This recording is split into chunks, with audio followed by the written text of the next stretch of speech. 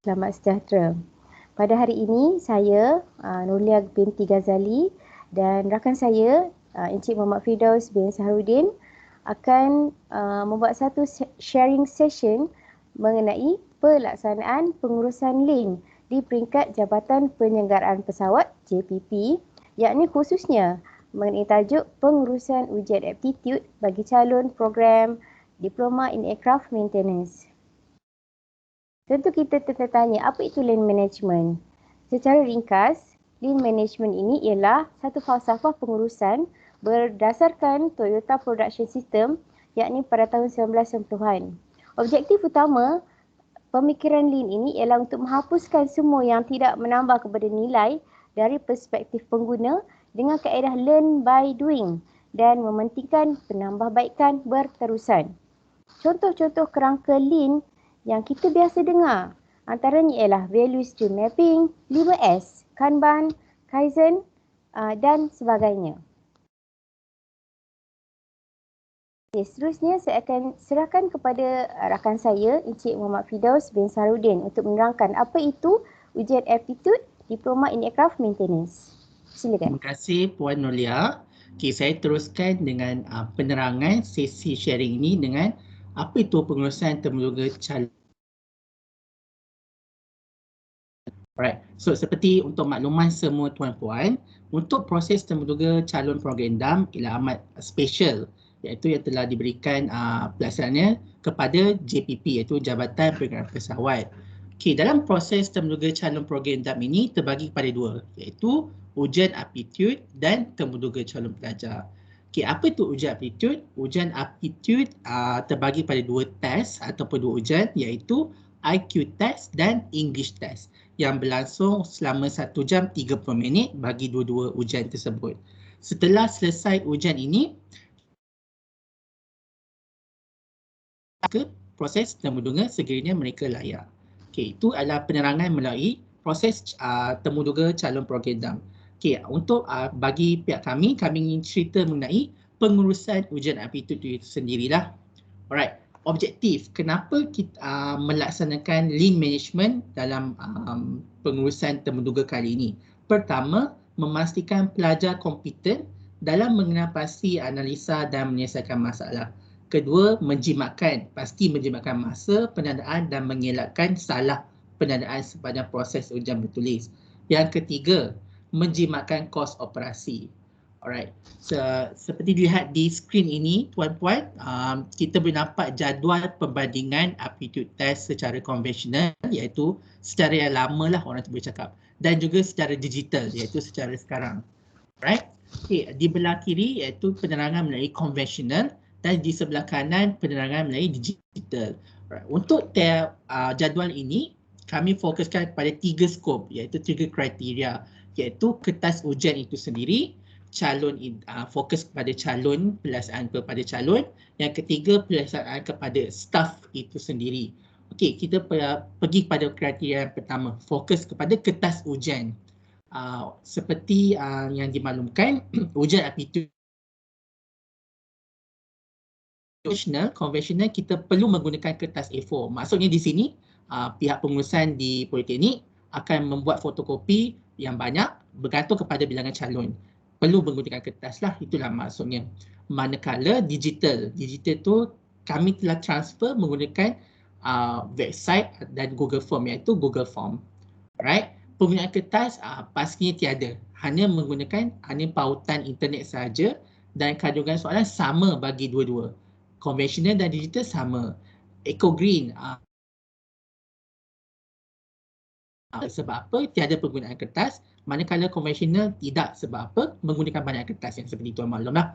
Alright, bagi kriteria kedua, kita fokus kepada calon DAM itu sendiri. Okey, untuk ujian aptitude itu ini sendiri, bagi cara yang lama iaitu konvensional, calon-calon perlu menghadiri ke pusat temuduga yang telah dibahagi kepada zon utara, zon selatan, tengah timur dan Sabah Sarawak. Saya bagi contoh, sekiranya calon itu berada di Pening.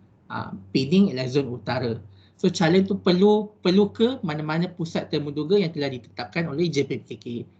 Itulah cara konvensional yang lama lah. Manakala cara yang baru iaitu secara digital, calon tidak perlu bergerak di mana-mana, hanya perlu berada di sesuatu tempat ataupun di kediaman, hanya perlu ada pautan internet iaitu akses internet lah untuk menjawab ujian-ujian ini sendiri.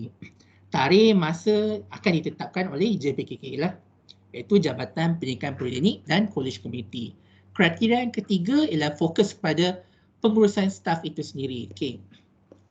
Bagi staf, bagi cara lama iaitu konvensional, staf akan gerak ke zon-zon yang telah ditetapkan. Maksudnya di sini perlu ada kos tututan iaitu bahasa mudah dia TNT. So akan melibatkan kos yang banyaklah untuk staf tu bergerak ke satu. Manakala melalui digital, tiada perlu penggunaan kos lah. So staf hanya boleh berada di office maupun di rumah untuk melaksanakan ujian ni lah ataupun temuduga ini. Bagi pemeriksaan dan penyanda panel ataupun staff akan menanda soalan secara manual. Maksudnya menggunakan pen merah dan pen hijau untuk menanda manual lah, seperti kita menanda kertas-kertas periksaan, kertas-kertas kuis dan sebagainya. Manakala penggunaan digital, result ataupun keputusan penyandaan itu hanya auto generate. Sistem akan dapat terus markah. Kita boleh nampak di situ perbezaan antara penggunaan konvensional dan digital. Alright. So seterusnya bagi penyelesaian pengurusan link ini sendiri, saya tunjukkan di skrin ini ada dua, iaitu gambar sebelum dan selepas kita menggunakan ataupun melaksanakan link management ini. Bagi sebelum, lebih kurang dalam 10 dan 11 prosedur ataupun step yang perlu dilaksanakan. Tapi selepas melaksanakan link pengurusan link ini, kita dapat tengok di skrin ini hanya lebih kurang 5 dan 6 prosedur saja. So jelas kat sini kita boleh nampak proses itu ada pengurangan dan lebih efisien lah. Kita boleh nampak di sinilah pengurusan link. So saya boleh rumuskan untuk impak pelaksanaan. Okay, impak pelaksanaan pengurusan link ini sini terbagi kepada 3 lah. Saya fokuskan kepada impak kepada peringkat institusi itu sendiri, impak kepada kaki tangan atau staff, yang ketiga impak kepada masyarakat iaitu fokus kepada calon itu sendiri. Okey, untuk pertama peringkat institusi, kita boleh nampak di sini penjimatan yang banyak dan penjimatan yang banyak dari kos kita pembelian kertas-kertas lah. So compare dengan digital, tidak perlukan sebarang kertas, so tidak perlu beli lagi. Right. Bagi kaki tangan juga penjimatan masa, maksudnya staff tidak perlu bergerak ke sana ke sini. So masa tu akan dikurangkan. So kita boleh tidak perlu banyak pergerakan lah.